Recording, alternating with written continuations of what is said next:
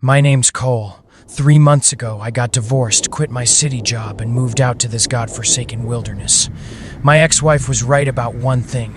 I never was good with people. So when that pickup truck appeared in my driveway, my first reaction wasn't concern. It was annoyance. The truck was buried in snow with half a meter piled on the hood.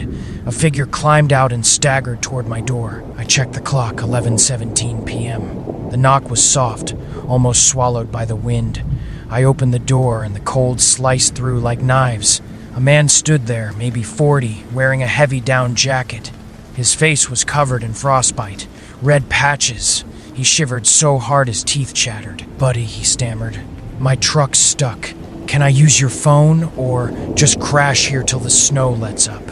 I stepped aside and let him in. He stomped his boots, shaking off the snow. They were red boots, a dark red that caught my eye. I didn't think anything of it then. Just poured him coffee, pointed to the couch, and went to grab the satellite phone from the back room. Cell service was useless out here. The line was dead. Storm had knocked out the signal. When I came back, he was sitting on the couch, holding his coffee. But he wasn't looking at me. He was looking at my wall of photos, hunting pictures, and one of me and my ex-wife, the one I hadn't bothered to take down yet. "You live alone?" he asked. "Yeah." "How long?" 3 months. He nodded, took another sip. His eyes were off, not the nervous glance of a stranger in a strange place.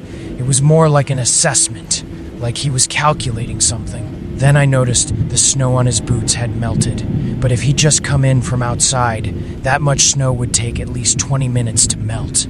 He'd been here 5, and his boots were dry. No, not just dry, clean. The treads were sharp and crystal clear. No mud, no salt stains. No sign he'd walked 150 meters through a blizzard. The back of my neck went cold. "Where'd you say your truck was stuck?" I kept my voice steady. He paused, then smiled. "At the end of your driveway. End of the driveway, 150 meters at least. In this snow, there was no way his boots would still be that clean." He was lying. My heart started hammering. I didn't react, just stood up, pretended to get more coffee. In the kitchen, I quietly opened the drawer and slipped the Glock into my waistband, back of my jeans. When I came back, he was still looking at my photos. "Your wife's beautiful," he said. "Ex-wife. Oh." Another smile. "She left too." "Left," he said, "left. Not moved out. Left." I didn't answer. Outside, the storm was getting worse. Couldn't see 5 feet past the window. "You know why it is so quiet around here?" he asked suddenly. I stayed silent. "Because it is too cold," he said, answering himself. "Everything freezes. Sound, time, and..." He turned to look at me. "Bodies." My fingers touched the gun. "You should go," I said. He didn't move. I said, "You should go." He stood up slowly, taller than I'd realized, broader. He stood there and the smile was gone. "I've got nowhere to go," he said. "My truck's dead. Then I'll tow you."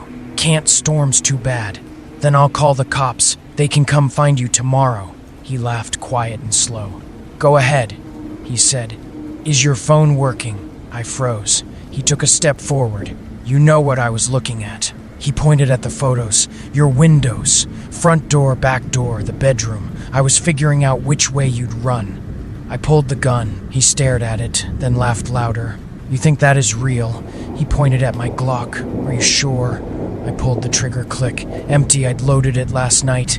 I was sure of it. His smile turned soft, almost gentle, like he was watching a child. "I came in while you were sleeping," he said. "You sleep deep. I sat at the edge of your bed for half an hour just watching you." My hands started shaking. "That is why I like places like this," he said. "People like you. No one comes looking." He pointed at his boots. That dark red, I finally understood what it was. Dried blood. I hit the back door, running into the blizzard. The footsteps behind me weren't hurrying, more like strolling. The wind tore at my face. Snow hit like sandpaper. I didn't know where I was going. I just knew I couldn't stop. I don't know how long I ran, 5 minutes, 30. When my foot hit empty air and I tumbled into a snow-filled ditch, I couldn't feel my fingers or toes anymore. I curled up at the bottom and listened. The footsteps had stopped. I waited. 10 minutes. 20, then I heard it, sirens. Far away, but getting closer. They saved me, lost 3 toes to frostbite, but I lived. The cops found him. Dale McBride, 43 years old, escaped from a state psych ward 3 weeks ago. His file said, paranoid schizophrenia with violent tendencies. Killed his girlfriend and hid her body in the basement of their house. They asked if he'd hurt me. I said no. They said T probably fled to another state. Told me to be careful. I stayed in the hospital 2 weeks. The day I was discharged, a detective came by, handed me an inventory list, everything they de-logged from my cabin.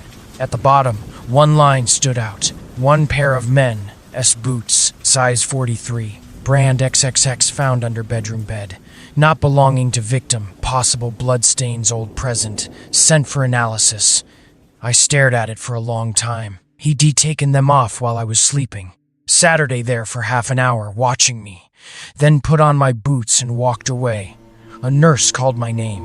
Time to check out. I looked down at my feet. The toes they de-amputated were on my left foot. 3 of them, but the boots in the report, size 43, were exactly my size. I live in California now. No snow here. Never snows, but every night I check every lock, and I keep a loaded gun under my pillow. Last week I was in line at the grocery store. The man in front of me turned around. He was wearing red boots. He said, "Sir, you dropped something." I looked down. There was nothing there. When I looked up, he was gone. The cashier asked if I was okay. I said I was fine. Just cold. The store had the heat at 26 degrees, but I couldn't stop shivering, the kind of cold that seeps out of your bones.